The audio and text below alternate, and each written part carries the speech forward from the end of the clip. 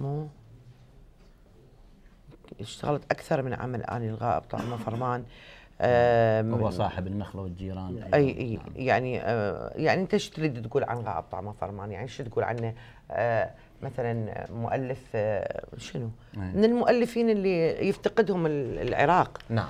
اللي قله قليله موجوده حاليا. يعني انا هسه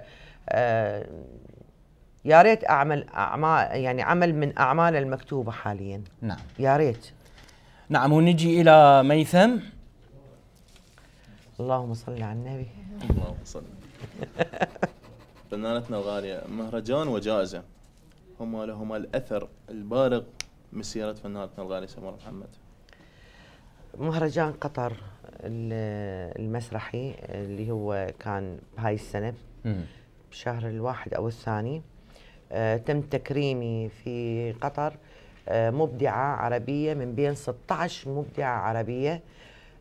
وأقولها ولا أخاف أنه أني بعد مرور 44 سنة أو 40 سنة على وجودي في الوسط الفني، هو هذا المهرجان الوحيد اللي حسسني بقيمتي كفنانة. تستحقين أكثر ست سمر. اللي شفته هناك والتقدير والتقييم اللي يعني قوبلت به بهذا المهرجان كان فد شيء يعني شلون أقول لك مفرح، شيء يعني خلاني أحس بقيمتي كإنسانة وكفنانة، وهذا اللي أنا مفتقدته في بلدي. نعم إن شاء الله هذا التكريم للعراق فنانة العراق الغالية إن شاء الله. الله يخليك. يعني هذا الافتقاد نتمنى أنه لا، يعني هو مو قليل أنه أنت تكرم من بين 16 مبدعة عربية في المسرح العربي، هي فد شيء مو قليل يعني، وأنت ببلدك كثير من التفاصيل. الله كريم. الله كريم. جديد سمر محمد. قلت لك أنا عندي مسرحية برلمان النساء. نعم. إن شاء الله تعرض عن قريب، إخراج وإعداد الدكتورة عواطف نعيم، وعندي الاستيلاء إخراج إبراهيم حنون، وانتهيت من تصوير فيلم الحصان، والأعمال اللي ما معروضة اللي هي مثل ما تعرف بغداد حلم وردي. نعم. فيلم الحصان. هاي الأعمال اللي أنا اشتغلتها خلال هاي السنة. إن شاء الله أعرض المسرحيتين، وإن شاء الله أفلام أيضا يعرضون خلال هاي بغداد عاصمة الثقافة. نعم. وإن شاء الله أكون قدمت في شيء يرضى عنا الناس والجمهور. نعم.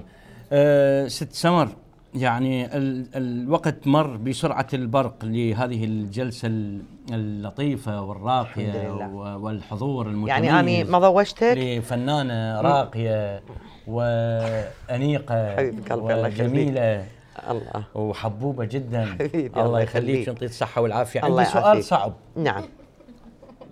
ماكو بعد أسئلة صعبة. عندنا 3 أسئلة، سؤال رقم 1، سؤال رقم 2، سؤال رقم 3. أي. إلك حق أن تبدلين السؤال لمرة واحدة. أي. وراها تجاوبين، ما بيها مجال. الله. فاختاري رقم. كل شيء عنده صعب. وهو الحبيبة والرقيقة يقشمرني. نعم. فاختاري رقم السؤال. 1 2 3. 2. رقم 2، كم تملكين الآن نقدا؟ مديونة 15 مليون. مديونة أني مديونة 15 مليون. لا. كمل. والله رقبتي سدت. حبيب قلبي الله يخليك. جاوبت. شلون سؤالين باقيات؟ يلا ما يهم ان شاء الله على المقابله الجايه. الله أكبر. ماذا تقول الفنانه القديره والنجمه المحبوبه سمر محمد في نهايه ملتقى الديار؟ اقول شو اقول؟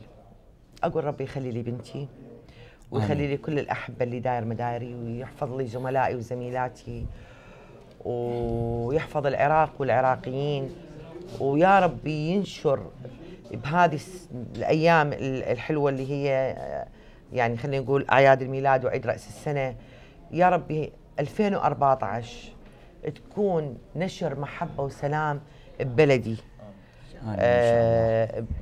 بين شعبي، بين اهلي، بين هذا لانه اللي شافه العراقي مو قليل. فاللي اتمناه ان شاء الله للجميع ولكل الموجودين سنه خير ومحبه والكل العراق والعراقيين الأمن والاستقرار والأمان والحب اللي يجمع بيناتهم. طول ما موجود الحب بين الناس إذن إحنا ما عندنا مشكلة ان شاء الله. وان شاء الله يعني ما اثقلنا عليك. زين رقم 3 وين؟ لا ذني صعبات شويه. لا ماكو شيء صعب وياك تدلل. الله يخليك. الله يخليك. نعم. وانتم سيداتي سادتي نتمنى ان تكونوا قد استمتعتم كما استمتعنا بلقاء الفنانة القديرة السيدة سمر محمد. نعدكم بلقاءات أخرى مع نجوم المجتمع ومشاهيره والمؤثرين فيه في لقاءات قادمة، ودائما ملتقى الديار. إلى اللقاء.